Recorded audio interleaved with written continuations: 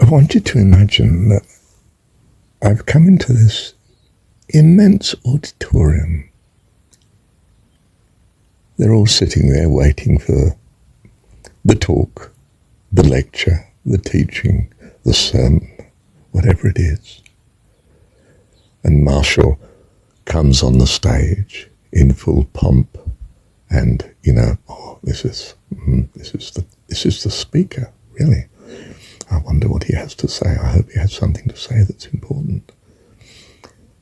And they're all formally attentive because they're all good citizens, you see. They know the game they're playing. They are the audience, and I am the speaker. And I open my mouth and I say, I'm going to give you, first of all, the conclusion to my talk so that you know where we're going. And if my talk is successful, you will go out of here and thank your God, your imaginary God, the one that loves you and is all-powerful. You will thank him for every good thing that you possibly can, continuously. And you will find that you didn't need to hear my talk as a consequence. All you needed to do was be thankful to your God, the one that personifies what you value at heart.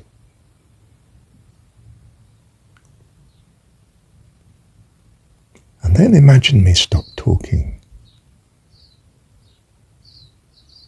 I pick up the things from the lectern and I walk out of the building.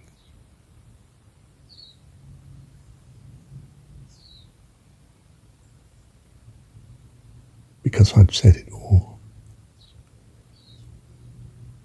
I'd said what is essential. And I want them to only be thinking of that. It's the Buddhist argument, isn't it? The Buddha's reported to have said, look, if you try and understand all these things, you might need a lifetime, you might need 1,000,000 lifetimes to master it. You haven't got that time. As far as you know, you've just got this moment. Practice and see.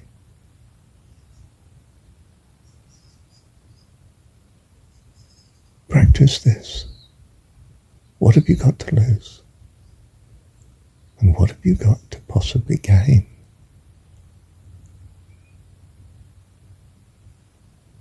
It's good advice, isn't it? Bless you. Thank you, Dad. Hey, you've missed the point. Don't you see? You are the auditorium, and I have come into it. And I have spoken in this way.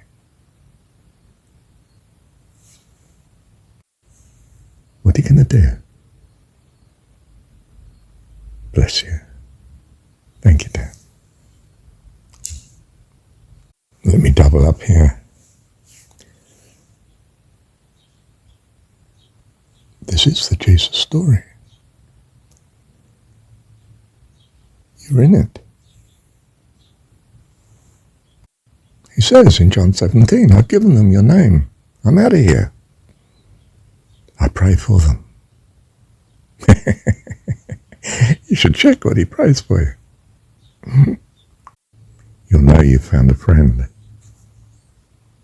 Bless you. Thank you, Dad. I'll remind you that Krishna,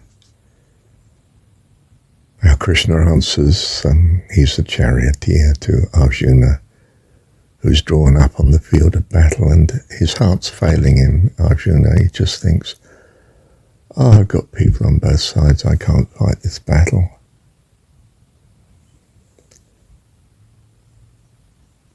And the battle is to control the mind.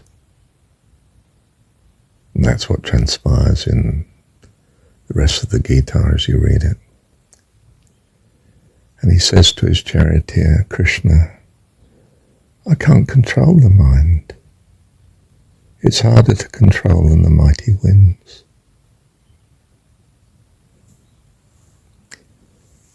And Krishna answers him and says, that's true, it is hard to control.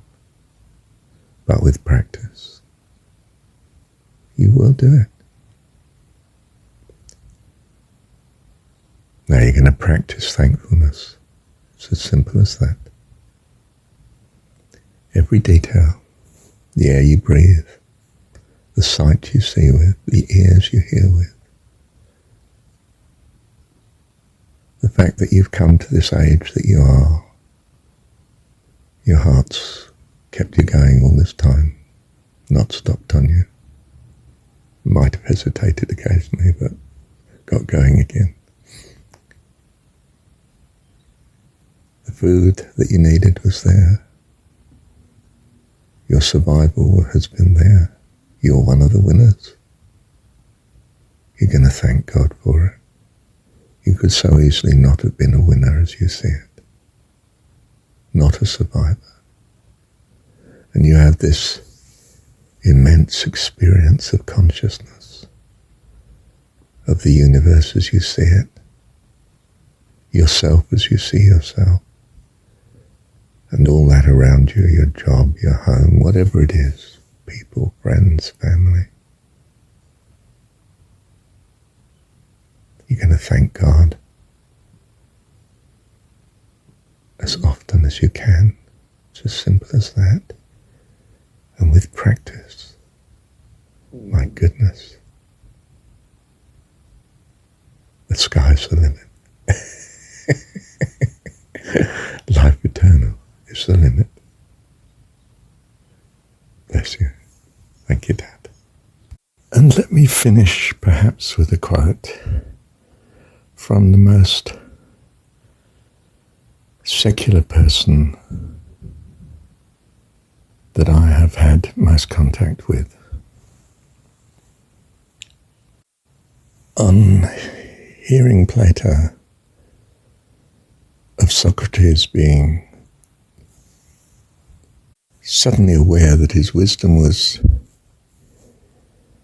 in realizing that he wasn't sure of anything. He wasn't dogmatic. There was always an element of uncertainty. Wasn't sure, but thought he realized that only God could solve such a problem.